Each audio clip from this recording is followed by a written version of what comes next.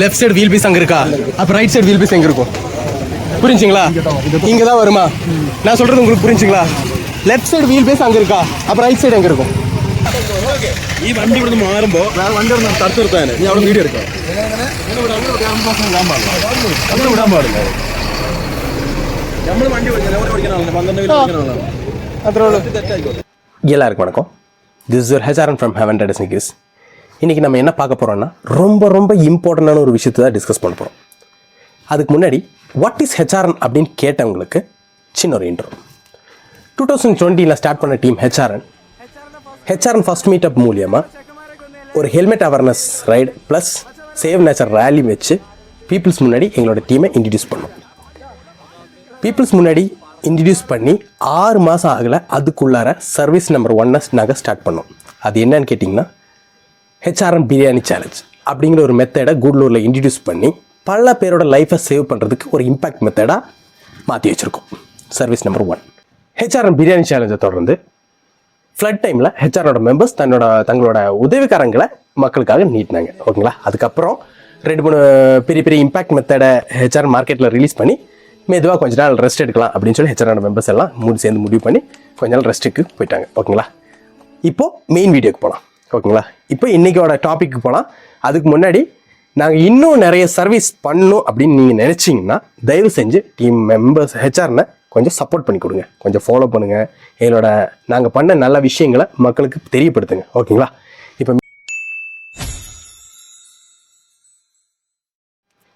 இப்போ நம்ம main topic போயிடலாம்.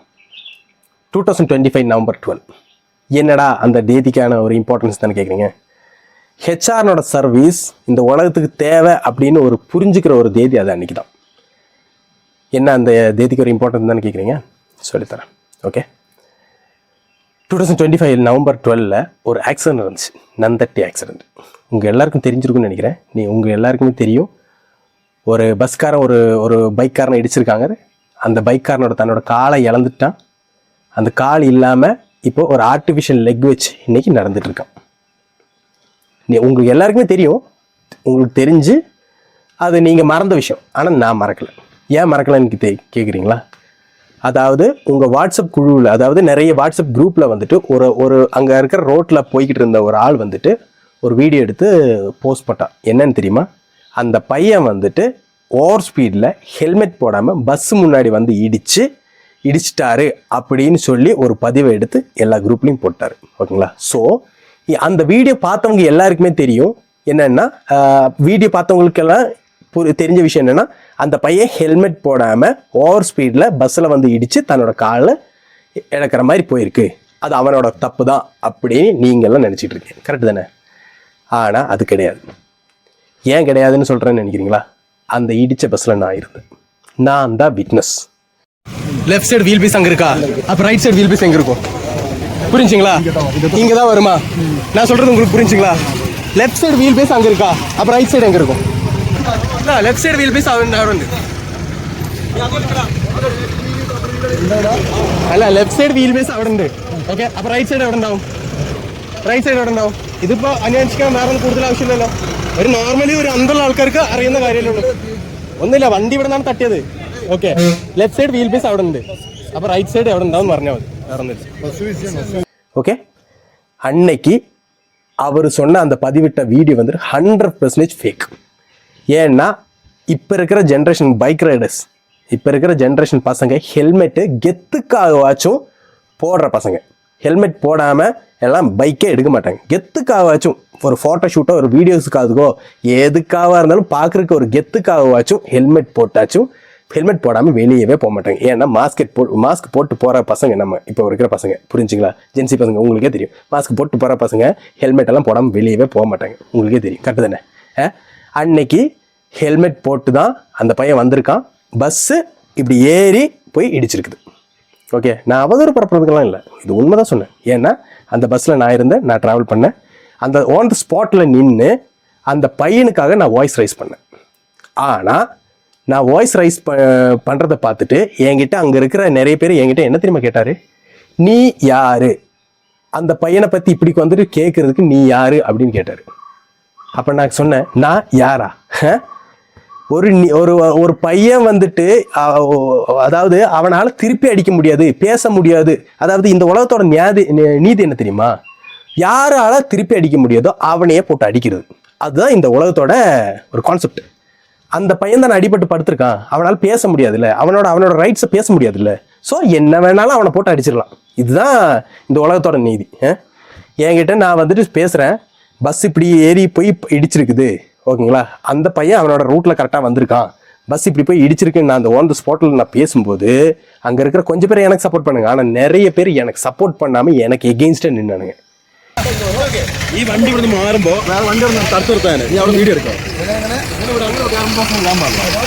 വിടാൻ പാടില്ല.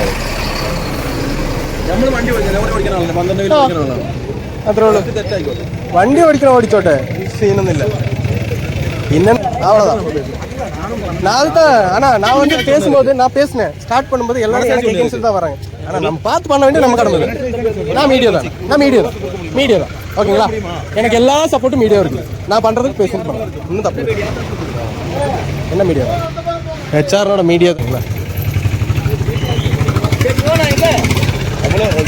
இங்க இருந்து அந்த அளவுக்கு ஆளு போயிட்டு அவன் தப்பு பண்ணல பஸ் ஏற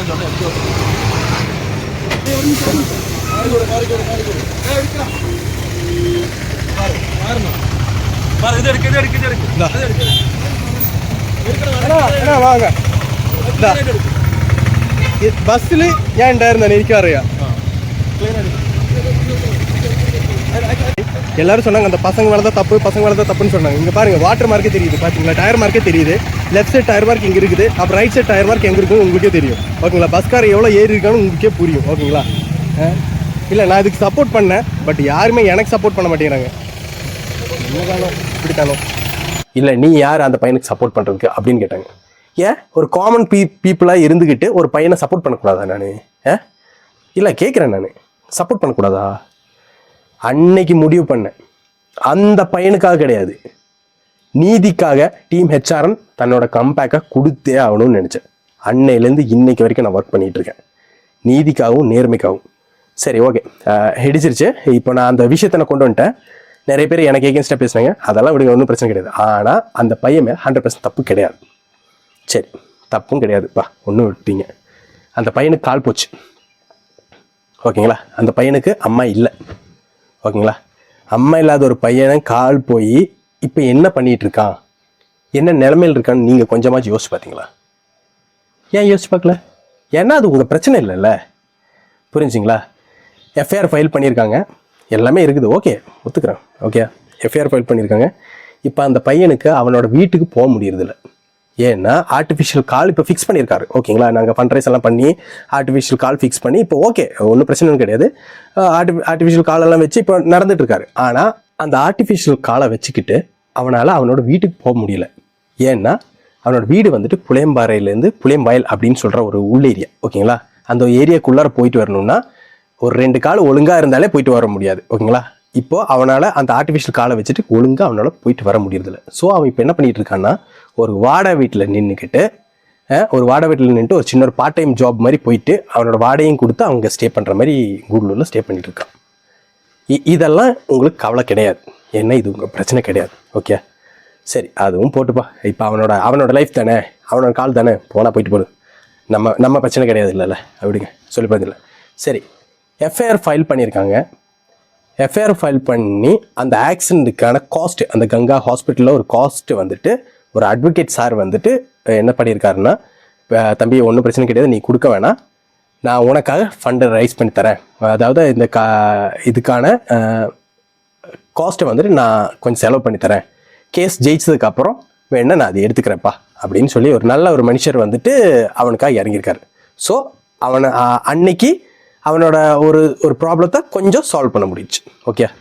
இப்போ கேஸ், இப்போது அந்த எஃப்ஐஆர் போட்ட ஃபைல் வந்துட்டு கேஸ் வந்துட்டு எந்த நிலைமையில் இருக்குன்னு நீங்கள் கேள்வி அது தெரியுமா? ஃபர்ஸ்ட் ஆஃப் ஆல் போன வாட்டி கோர்ட்டுக்கு கூப்பிட்டானுங்க, போனால் கூப்பிட்டாங்க, வந்திருக்கியாப்பா அப்படின்னு கேட்டாங்க, ஸ்டாப் பண்ணிட்டேன், ஓகேங்களா? வந்திருக்கியாப்பா அப்படின்னு கேட்டாங்க, சரி சைன் போட்டு கிளம்பு அப்படின்னு சொன்னாங்க. இதுக்கு அவன் இவ்வளோ கஷ்டப்பட்டு ட்ராவல் பண்ணி அவன் வீட்டுக்கே போக முடியல, ஆனால் கஷ்டப்பட்டு அவன் கோர்ட்டுக்கு போனது இதுக்கா? சரி, இன்கேஸ் இப்போ கோர்ட்டுக்கு போய்கிட்டு இருக்கான், கோர்ட்டுக்கு போயிட்டு அவனுக்காக சப்போர்ட் பண்ணுறதுக்கு யாருமே இல்லாததுனால என்ன ஆகும்னா அந்த கேஸ் இன்கேஸ் ஜெயிச்சா கூட அதுக்கான காசை வந்துட்டு அந்த ஃபஸ்ட்டு ஹாஸ்பிட்டலில் செலவு பண்ணார் பாருங்க, ஹாஸ்பிட்டலில் செலவு பண்ணார் அட்வொகேட், அவங்களுக்கே ஃபீஸ் கொடுக்குற மாதிரியே கரெக்டாக இருக்கும். அப்போ இவ்வளோதானா? இதுக்காகவா? அவனோட காலும் போச்சு, லைஃப்பும் போச்சு, எல்லாமே போச்சு.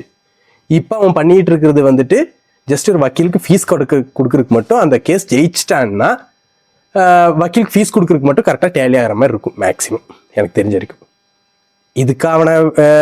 இதுக்காக அவன் ஒரு பைக் எடுத்துகிட்டு அந்த வழியாக ரோட்டில் வந்தான். அவனோட கஷ்டகாலம் நான் சொல்கிறது என்ன, ஏன்னா எனக்கு இப்போ என்ன தேவை என்னென்னா இதுக்கான ஒரு சொல்யூஷன் என்ன பண்ண முடியும் அப்படின்னு நினைக்கிறீங்க, அது ஃபஸ்ட் சொல்லுங்கள். அந்த பையனுக்கு கால் போச்சு, லைஃப் போச்சு. அந்த பையனுக்கு கால் போச்சு, லைஃப் போச்சு. இப்போ பேலன்ஸ் இருக்கிற லைஃப்பும் போய்கிட்டு இருக்குது. வாடகை வீட்டில் நின்றுட்டு தன்னோட லைஃப்பை தொலைச்சிக்கிட்டு இருக்கான். ஓகேங்களா?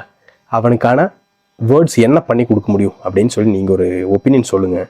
இல்லாட்டி நாங்கள் அது பண்ணுறோம், ஏதாச்சும் ஒன்று பண்ணுறதுக்கு ட்ரை பண்ணுறோம். ஏன்னா இது வெளியே கொண்டு வந்து தான் ஆகணும், இல்லாட்டி அவனோட லைஃப் ஃபுல்லாக போயிடும். புரிஞ்சுங்களா? இப்போ சரி, ஓகே, இன்னைக்கு ஜெயிக்க வேணாப்பா, ஒரு 5 வருஷம் இல்லை 10 வருஷத்துக்கு அப்புறம் அவன் கேஸ் ஜெயிச்சு வாதாடி ஜெயிச்சா கூட அவன் அதுக்குள்ளார அவனோட லைஃபே முடிஞ்சு போயிடும். இதுதான் இப்போ இருக்கிற கரண்ட் சுச்சுவேஷனோட நிலைமை. ஆனால் இது நம்மளாம் கேட்க மாட்டோம், ஏன்னா அது நம்ம பிரச்சனை கிடையாது. ஓகேங்களா? ஆனால் கேட்க முடிஞ்சிச்சுன்னா தயவு செஞ்சு டீம் ஹெச்ஆர்னு கூட சேர்ந்து வாங்க, நாங்களும் வரோம், இதுக்காக பேசுகிறோம், அந்த பையனுக்கு கொஞ்சம் நீதி வாங்கி கொடுப்போம். இதுதான் எங்களோட விஷயம், இன்றைக்கான விஷயம். நீதி வாங்குற வரைக்கும் நான் கண்டிப்பாக அவனுக்காக போராடுவேன். எங்கள் கூட நின்று கொடுங்க. யாருக்காலும் சப்போர்ட் பண்ணுற மனசாட்சி இருந்துச்சுன்னா கொஞ்சம் சப்போர்ட் பண்ணி கொடுங்க. அந்த பையனுக்காக நிற்போம், நின்று கொஞ்சம் நீதி வாங்கி கொடுப்போம். ஏன்னா பண்ணாத ஒரு தப்புக்காக அவனோட லைஃபையே நஷ்டப்பட்டு முன்னாடி போய் நின்றுருக்கான்ப்பா. இதை விட கொடுமை வேறு ஏதாச்சும் தேவை இருக்கா? சொந்த வீட்டுக்கு போக முடியல, சொந்த கால் இல்லை, சொந்த வேலை இல்லை, படிப்பு பாதியில் போச்சு, எல்லாமே போச்சு, நஷ்டம் ஆயிடுச்சு. இதுக்கு மேலே இருக்கிறது நஷ்டம் ஆகாமல் நம்ம எனக்கு எதாவது சப்போர்ட் பண்ணி கொடுப்போம். இதுதானே நமக்கு நம்ம வந்தோம் வாழ்ந்தோம் செத்தோம் அப்படின்னு சொல்லி போகிறதுக்கு விட இப்படி ஏதாச்சும் ஒரு ஹெல்ப் பண்ணிட்டு சாப்பிடலாம்ல. அதுதான் நம்மளோட கான்செப்ட். ஓகேங்களா? நான் போன வீட்டில் சொன்ன மாதிரி தான், காந்தி வந்தா மாறும், நேரு வந்தா மாறும் அப்படின்னு நினச்சிட்டு இருக்கிறேன். நமக்கு ஒன்றே ஒன்று நான் சொல்லிக்கிறேன், நான் முன்னாடி வந்தால் தான் வேலை நடக்கும். இப்போ நான் முன்னாடி வந்திருக்கேன், என் கூட யாரெல்லாம் கை சேர முடியுமோ கூட சேர்ந்து வாங்க, அவனுக்கு கொஞ்சம் நீதி வாங்கி கொடுக்கலாம். நன்றி. இதை விட ஒரு பெட்டர் டாப்பிக்கு உங்களை நான் கூடி சீக்கிரம் சந்திக்கிறேன். Bye HR. தேங்க்யூ. மறக்காம சர்ப்ரைஸ் பண்ணுங்க. தேங்க்யூ.